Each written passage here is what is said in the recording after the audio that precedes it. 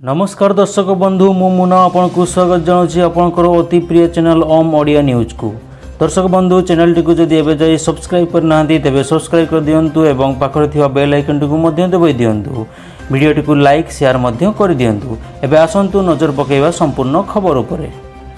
दर्शक बंधु सारा देश को स्तब्ध कर देइथिबा कलिकता आरजीकर मेडिकल कॉलेज गत 9 अगस्ट रे घटिथिबा डॉक्टर मौमिता देवनाथ को rape and murder case row CBI तदंत जरसर रे चली अछि। निकट रे होइथिबा पॉलीग्राफ टेस्ट रे पुलिस वॉलंटियर भाव में काम करथुवा अभियुक्त संजय रॉय से दिन राति रे घटिथिबा सबु घटना सीबीआई आगरे बखाणीछि।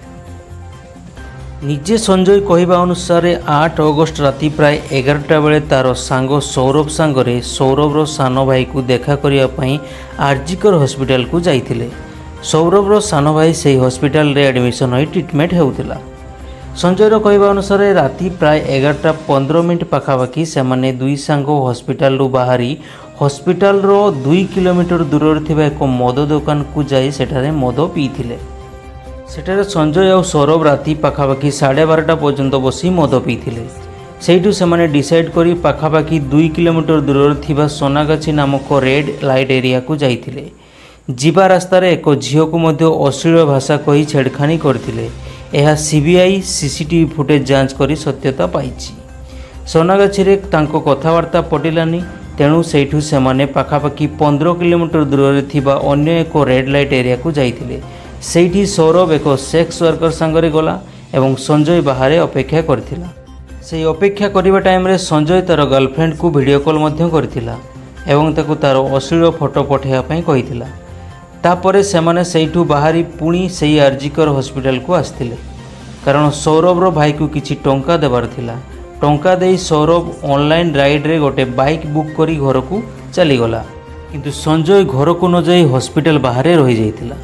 राति ठीक 3:30 बेले संजय पुणी हॉस्पिटल भीतर को पशिथिला एवं 3 तालारे थिबा सेमिनार हॉल भीतर को न जाई 4 तालारे थिबा एक ऑपरेशन थिएटर रे पशि जाइथिला।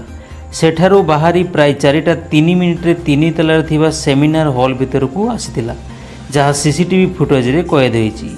सीबीआई रो कहवा मुताबक सीसीटीवी फुटेज रे संजय रो बॉडी लैंग्वेज किछि अलग प्रकार लागुथिला जेमिति से चोर भलिया छपी छपी एपटे सेपटे देखी सेमिनार हॉल भीतर को पशुला। जेमिति ताकू आगरो जणाथिला जे सेमिनार हॉल भीतर एकाकी कई महिला जणे सोईछि।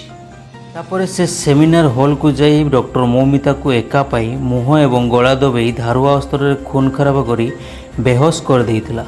तापरे रेप करी पुणी गला दबेई मर्डर करी सेठारो पड़े जाइथिला किंतु एही सबु घटना भितरे तार ब्लूटूथ हेडफोन टी सेठारे पड़ी जाइथिला।